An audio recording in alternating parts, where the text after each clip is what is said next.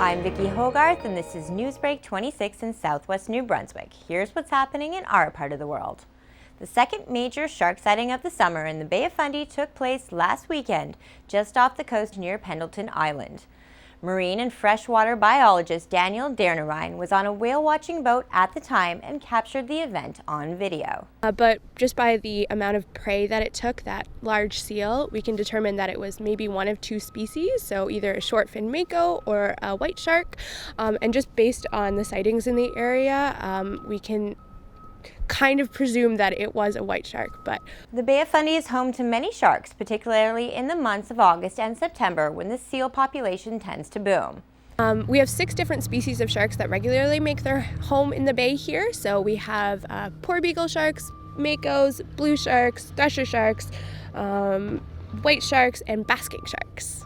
Despite the plethora of sharks in the area, Dernierine insists saltwater enthusiasts shouldn't fear any attacks on humans. As long as you don't taste like a seal or look like a seal, you are all good. That's the only thing that they're after. I mean, we're very lucky to have an endangered species like the white shark be able to live and eat in our waters here.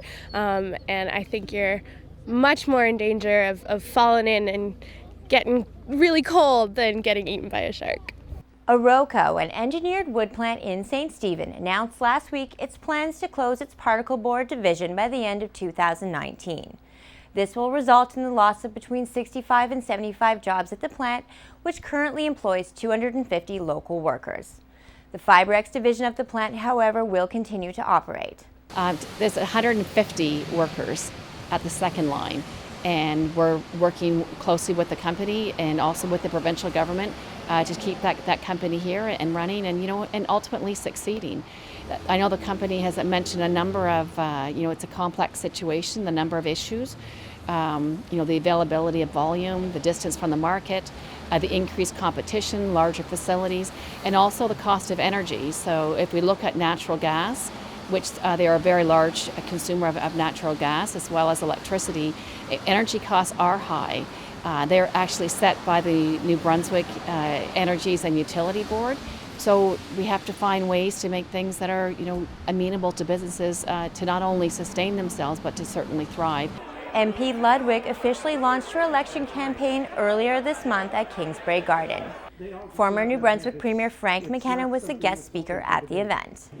There is not a harder working member of Parliament in a riding that is bigger or more complex than this one. This is a seriously large and seriously diverse riding, and Karen just covers it like the morning dew.